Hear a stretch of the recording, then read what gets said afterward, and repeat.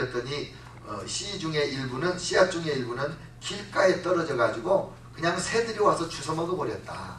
또 어떤 씨앗은 돌짝밭에 떨어졌는데 그 씨앗이 뿌리를 깊이 내리지 못해 가지고, 왜냐면 돌이 너무 많으니까, 그래서 햇볕이 쨍쨍 내려질 때 그냥 시들어 가지고 결실을 못했다.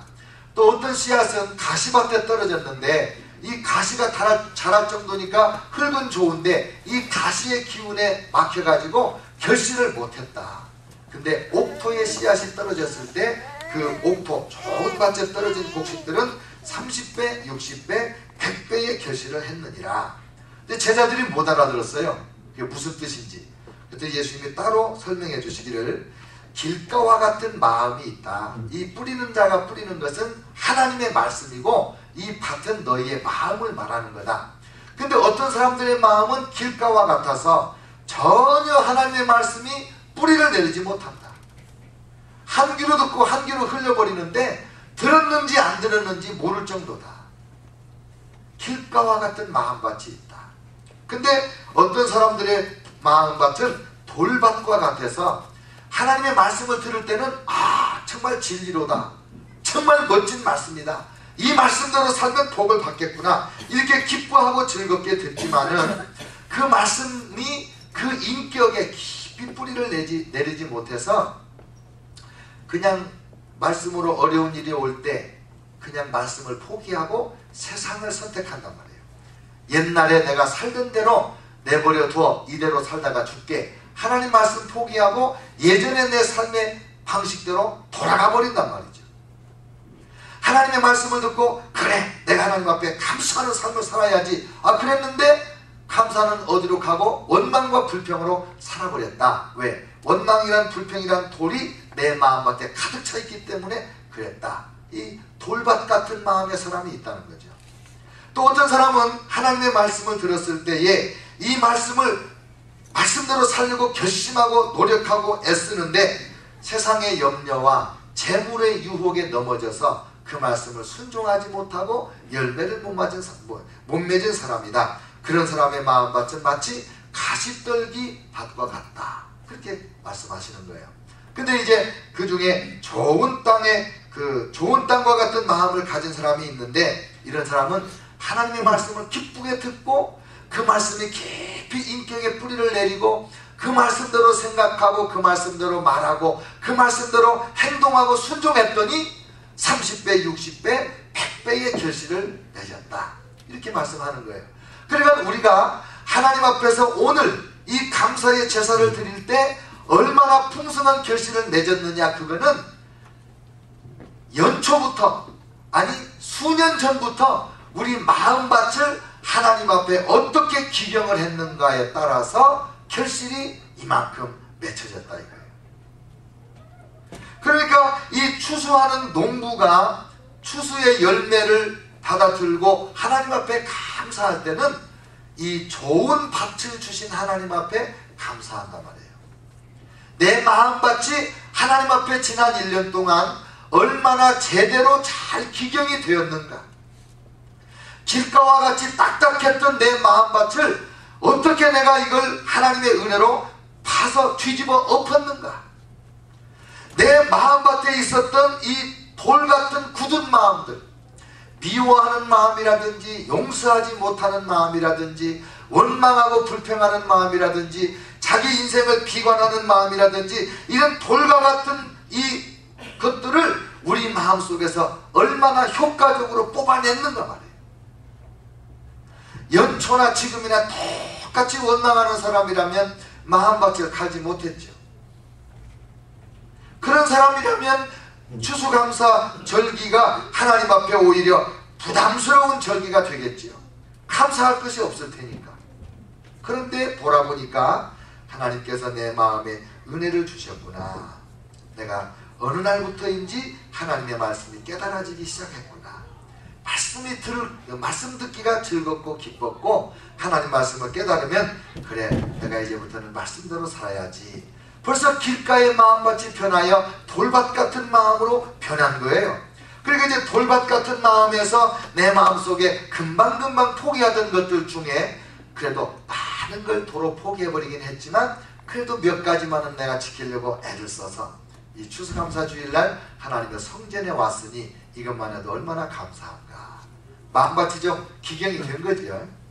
염려하고 근심하고 걱정하고 성경에서 이 재물의 유혹에 넘어져서 하나님의 말씀대로 못 산다 그랬는데, 경제적인 헌신, 하나님의 말씀에 대한 순종을 못한 분들은 아마 이 가시밭 같은 마음에서 갈등하고 있는 단계가 아닌가, 그렇게 보면 될 거예요. 내가 하나님 앞에 금년에 결심하고 하나님 앞에 드리는 일에도 내가 힘썼다. 그러면 내가 이 가시밭에서 가시를, 내 마음의 밭에서 가시를 제거했다, 그렇게 볼 수 있겠네요. 그리고 이제 좋은 밭의 감사는 뭐냐? 하나님의 말씀을 들으면 그 말씀이 내 마음판에서 깊이 새겨지고 그 말씀 때문에 내가 하루 종일 묵상하면서 하나님 앞에 감사하고, 이 기경의 감사, 마음밭을 잘 갈고 닦아서 정말 하나님 앞에 마음을 바르게 드린 이 감사가 추수감사에 있어서 1단계 기초 감사가 되겠습니다. 제가 성경 프로그램을 찾아봤더니 성경에 마음이라는 말이 1032번이나 나와요. 그만큼 우리의 마음이 중요해요. 무릇 지킬 만한 것보다 더욱 내 마음을 지키라. 생명의 근원이 이에서 남이니라. 마음. 이 마음밭을 가꾸어서 옥토를 만든 만큼 내 마음밭이 얼마나 옥토가 됐는가에 따라서 오늘 하나님 앞에서 감사가 풍성하게 되는 것을 봅니다. 그래서 이 기경하는 단계에서의 감사는, 하나님 이쪽 밭은 좀 잘 갈아서 옥토가 돼서 열매를 맺었는데 이쪽 밭은 그렇게 못했네요. 내년부터는 이쪽 밭을 더 깊이 갈아엎어야 되겠습니다. 그런 감사와 결단이 있어야 되겠죠. 그 다음에 두 번째 감사는 농부의 감사와 이 추수감사를 맞이하는 성도의 감사가 파종의 감사입니다. 파종의 감사. 이제 씨앗을 뿌려야 뿌리를 내리고 싹이 나서 결실할 거 아니에요. 봄에 씨앗을 안 뿌린 사람이 가을에 추수할 수 있어요? 절대로 안 되죠.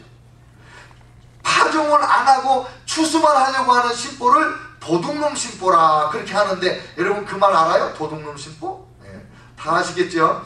그러니까 우리는 이 추수를 할 때 하나님 앞에 감사합니다 이렇게 말하는 것은 내가 그동안 1년 동안 하나님의 말씀을 열심히 받았다는 거예요. 하나님의 말씀을 내 마음밭에 많이 파종을 했다는 거예요. 그래서 마가복음 4장 14절에 뿌리는 자는 말씀을 뿌리는 것이라 그랬어요. 여러분과 저의 삶에 하나님의 말씀의 씨앗을 매주마다 매일마다 말씀의 씨앗을 뿌리는 거예요.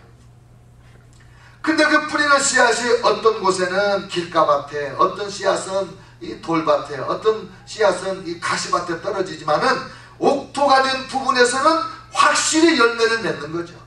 그러니까 우리가 마음밭을 갈았는데, 사실 제가 이 묵상을 하면서 보니까 내 마음밭이 일괄적으로 옥토가 되는 게 아니더라고요. 어떤 부분에서는 옥토가 되어 있어요. 어떤 부분에서는 아직도 가시밭이고, 어떤 내 마음의 어떤 부분은 아직도 돌짝밭이고, 어떤 부분에서는 내 마음 한 구석은 지금도 길가밭 같은 부분이 있거든요. 그래서 우리가 이 기경에 감사해서 내 마음 전체가 하나님 앞에 옥토가 되도록 노력해야 되겠다. 이 깨달음이 이 농부의 감사가 돼요. 왜? 아이고 저쪽에 저 메밀 농사는 잘 안 됐네. 왜? 메밀밭을 내가 잘못 갈았기 때문에. 그런 것처럼 내 마음에서 남편하고 관계는 좋았는데 이웃집 김집사하고는 사이가 나빴네. 그러면 내가 그쪽 마음밭이 아직도 황폐해 있구나. 그렇게 보는 거 아니겠어요? 추수꾼은 추수하면서 얼마나 마음밭을 잘 갈았는가를 보고 감사도 하지만은, 이제는 파종을 제대로 했나, 하나님의 말씀을 내가 얼마나 간절한 마음으로 받았나. 그리고 그 말씀을 내가 받을 때 아멘하고 받고 그 말씀을 잊어버리지 않으려고, 그 말씀을 내 마음판에 얼마나 정말 잘 박힌 목과 같이 말씀을 깊이 새겼나, 그거죠. 하나님의 말씀을 우리 마음판에 뿌리는 여러 가지 방법이 있는데, 이 5가지 방법이 있어요. 5가지 방법. 하나님의 말씀을 듣는 방법이 있어요. 듣는 방법. 그 다음에 읽는 방법. 읽으면 하나님의 말씀이 우리 마음판에 뿌려지는 거예요. 그 다음에